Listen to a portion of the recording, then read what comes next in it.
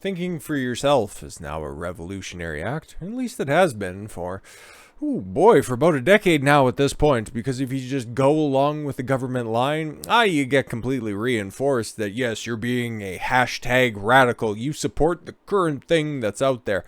So, what even is a radical at this point, right? Because there's the mainstream tradcon narrative. Okay, there's the obvious leftist slant to literally everything when it comes to big tech and big business operations. Okay, they say that they're still the radicals because it's a classically leftist thing, but what does this article propose as being a radical thought process? Let's take a look. Declare yourself a passionate advocate for transgender rights, and you're right in line with the policies of the federal government, the U.S. military, many large corporations, and most universities. To go to college and raise a clenched fist and support a critical race theory, and your professors and most of your classmates will smile and pat you on the head. Stand with the mob screeching against the Supreme Court's overturning of Roe v. Wade, and you're echoing nearly every major media outlet in the country. While he was enthralled with the French Revolution, poet William Wordsworth wrote the event, "Bliss is at the dawn to be alive, but to be young was very heaven." Okay, that's weird. Rebellion comes back. Comes as natural to the young as breathing. Yeah, again, there's always that rebellious phase when you're a teenager. It didn't gestate for me until my early 20s when I went back to college. And it's like, okay, cool. What was I rebelling against? Well, just the indoctrination that I could. It wasn't as full court press as it is right now, because that was about a decade ago at this point. But now, man, I guess I kind of had a nose for this stuff even way back when. Rebellion comes back to, anyways, and how anyone can kick back against the establishment and the zeitgeist when today's radicals, hashtag, trademark, whatever you want to call it, are marching in lockstep with so many politicians, corporate executives, media personalities, and university professors. Yeah, exactly. Dress to transgress. Oh, okay, cool. It's pretty obvious what they're gonna say here, and I totally agree with this. I was hoping to be able to disagree with something, somewhere along the lines here, but I'd imagine that we're probably going to fall in line with a bunch of things. Dress like how you respect yourself, okay? Because regular media will just tell you, okay, especially for women that are out there. The regular dress for men, the code really hasn't changed that much. Don't look scruffy. Make sure that your hair is not totally screwed up or anything like that. I know I need a haircut or something like that, you damn hippie. But even still, for males or for men, it hasn't really changed that much. I'm sure knacker tattoos have kind of become, all the fashion, okay? I've always held the position, and it's probably a reason why I won't get a tattoo in any form or fashion. Okay, tattoos are for sailors and for criminals. Outside of that, and I don't anticipate committing any crimes anytime soon, and the Navy's for queers, so I'm not joining. Just joking, sort of. Appearance is extremely important to radicals. Yes, study photography and watch the news today, and you see boys and girls burning and trampling of American flags. And you'll see them mostly decked out in jeans, t-shirts, running shoes, and for the rare occasions, those elude the police, sometimes masked. Yeah, mostly just black t-shirts, black jeans, black bandana around their head and face. Yeah, that all makes sense. But again, the rebellious spirit of the empowered woman trademark, hashtag, whatever the hell you want to put at the end of that, okay? It's basically dressing like what a stripper would wear on stage. Let's just keep it a buck, okay? Because strippers, when they aren't on the pole, normally just dress like a bum. They kind of have jock attire outside of that. Big baggy sweatshirt and big baggy sweatpants as well. Don't ask me how I know this stuff. Oh yeah, I've lived an eclectic life. Anyways, you can do better. If you're a guy heading off to college, attend classes wearing a white shirt, khaki pants, and a blue blazer. You stupid. To be truly daring, throw a tie around your neck. Ugh, God. Attach it to a light standard. Young women might think they're making a statement by wearing a dress or skirt, preferably below the knee, and minimum jewelry. Ugh. Just as long as you're not showing cleavage or too much ankle. Haram! No, I'm just joking. Just regular standard fair dress. Okay, nothing with a message or anything like that on it. That would be nice. And then when it comes to hair, natural hair color, I don't care. Blonde, black, brown, it's all fine. Even red too, you creepy redheads that are out there. I love you just as much. But just keep it natural, keep it standard, okay? That's fine. This is what goes against the grain that's out there, because you can see the people that are being pilloried in the background, that little watercolor that's right there. And the people who are on college campuses right now, okay, they have more hair colors than they do genders. And is that really radical, or is that just widely accepted? Because if you don't affirm their reality in every waking moment, they'll just break down and start crying, and then you'll be the one who's punished instead of the one who's just engaging in an emotional outbreak that would make a make a kindergarten student blush. I was going to give them too much credits. All of you should avoid tattoos. Yeah, unless it's for a specific purpose, a very specific purpose, and it can be easily concealable. Outside of that, I don't really care, okay? It's just radical to not have tattoos nowadays, okay? Like, I set my standards beforehand. But literally, walk down, take a look at, and it's, I think, that would be interesting, okay? Because I don't know for sure. Who's more likely nowadays, the modern man and the modern woman, to have multiple tattoos? I would... Oh, man, I don't know, man, because, you know, the 3/4 sleeve or the full sleeve for a guy is awfully popular. Okay, awfully popular, or just, you know, something on their inner forearm, something stupid. Okay, some saying that, you know, their grandmother said, and whatever, you know, some dumb thing like that. And then a memorial for something else on the other one. Okay, or then for women, just the, you know, the little sticker tattoos that they have all over their body. That's an immediate red flag and a huge turnoff. But truly, if we're talking in the minority, I think I could say concretely, okay, I can say with some sort of an authority, not having a tattoo in today's day and age, you're definitely finding yourself in the minority, okay? Particularly those with catographic scrawls that cover your arms, run up your back, your neck, your hairline. Yeah, and those who have become both commonplace and will leave you with wrinkly blotches as you age. No, man, I don't care. We're all going to look bad when we're older. Yeah. Like, there's a story that's out there. I might cover that on the main channel, because that one's going to be evergreen content. The single mother who got their 1-year-old covered in tattoos. I don't even know if that's true or not. That's just one of those things where I seen the headline and I seen the picture. And it's like, yeah, I could see that definitely happening, because there's those ratchet 304s that are out there, and nothing surprises me at this point. But anyways, the finishing touch, tuck copy of the Epoch Times under your arms. Yeah. And be a radical by thinking for yourself, and I appreciate the Epoch Times. Nice little shameless plug that they have right there.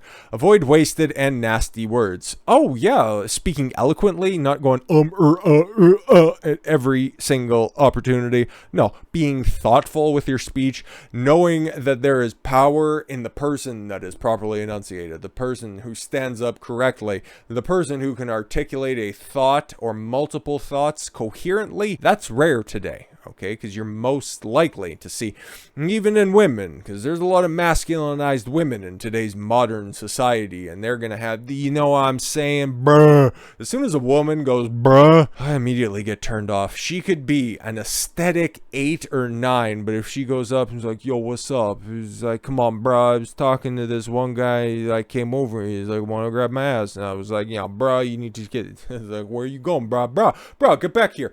That is such a huge turnoff. Nothing is worse, okay? Certain accents are a pretty big turnoff, but overall, a vocal intonation, speaking pattern, a certain dialectic, it's unforgivable. It's a bridge too far, okay? Let's see what they're offering here. The deployment of the English language can also bestow the garlands of zealotry. Oh yes, of course, let's just break that down to just a layman speak. The English language can also give you the ability to besmirch your good characteristics.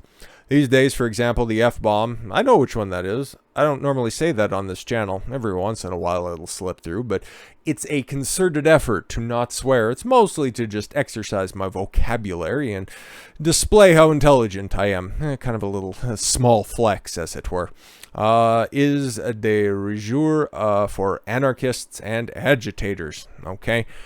Though this overworked obscenity has lost much of its zing, you'll still find the street mob chanting or screaming it for all it's worth.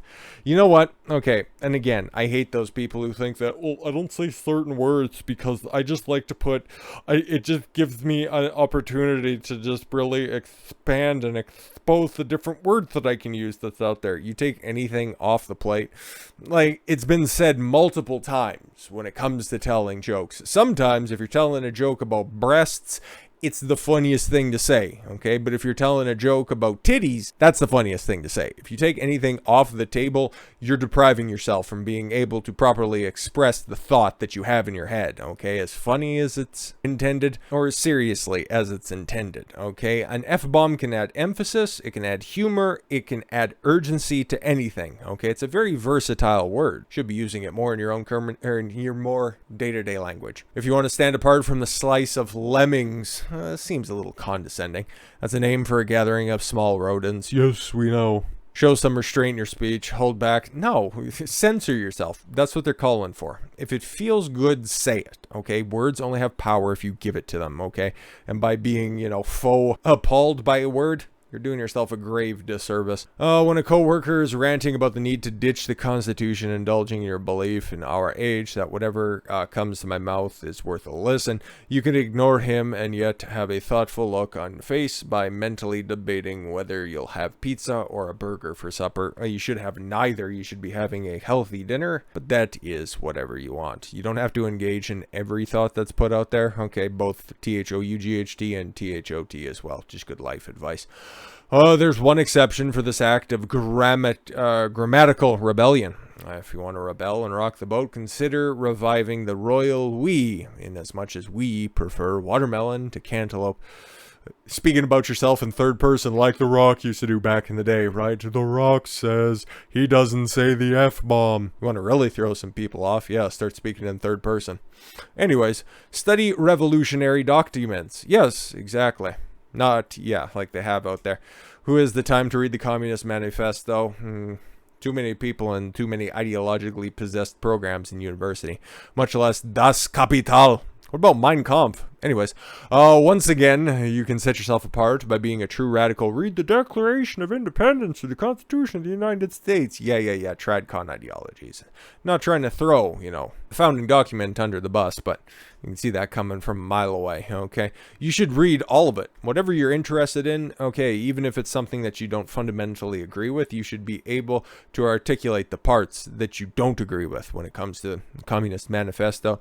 Somebody's thought process written down in books, okay, understanding history better. Just go ahead and read whatever you want. There's nothing that's going to be wasted except for maybe a little bit of time. And if you're reading fiction, what the heck is wrong with you to begin with?